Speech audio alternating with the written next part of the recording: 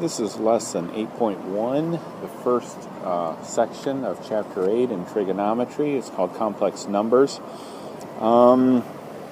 This should be a breath of fresh air doing complex numbers in 8.1. There's no trig involved, so hopefully that'll help.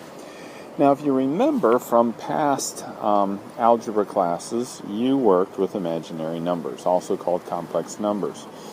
Imaginary numbers are the square root of -1. That equals the letter I, which is an imaginary number because the answer to this does not exist. You cannot take the square root of a negative number. So, for example, square root of 16, you know, is 4.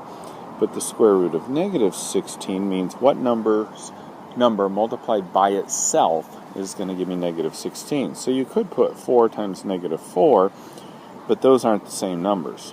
There's no two numbers that you can multiply by each other to give them negative, so it doesn't exist. So what we do is we rewrite it as -1 times 16.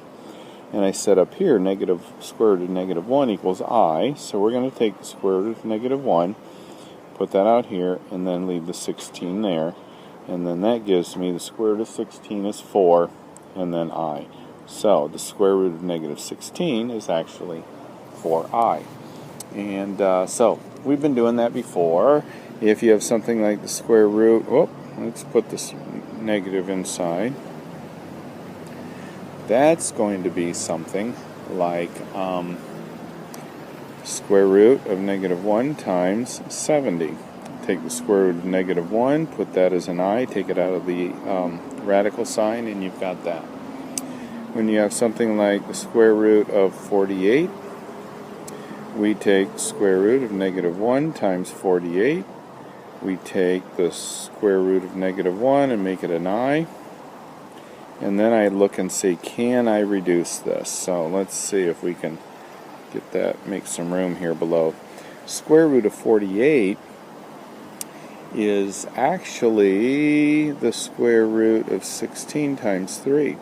You know the square root of 16 is 4, so I'm going to take a 4 out of the radical sign, leaving me a 3 in there. So you get that for an answer. I know I'm going kind of fast, but this should not be too terribly confusing since you've done this kind of stuff before. Now what if I have something like x squared equals -9? How do you solve that? Take the square root of both sides. So we have x equals plus or minus the square root of -9, which we take our negative out, and then that ends up being plus or minus I square root of 9 is 3, so we'll put a 3 right there. So we get plus or minus 3i. So my solution is 3i and -3i, or you can leave it as just plus or minus 3i. Okay, so what are we going to do when we have something like x squared plus 24 equals 0?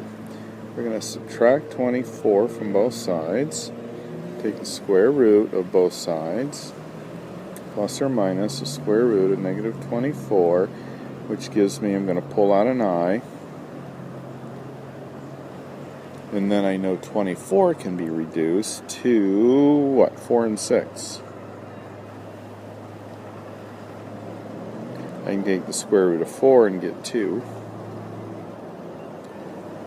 And I get that for an answer. So I have two answers, positive 2i square root of 6 and negative 2i square root of 6. Okay, let's keep going here. Example 3. I've got 9x squared plus 5 equals 6x. Now what I'm going to do here is, this is a quadratic equation, so I'm going to write it like this, and then I'm going to use my -b plus or minus, -b plus or minus the square root of b squared minus 4ac all over 2a. So I'm just going to plug my numbers in.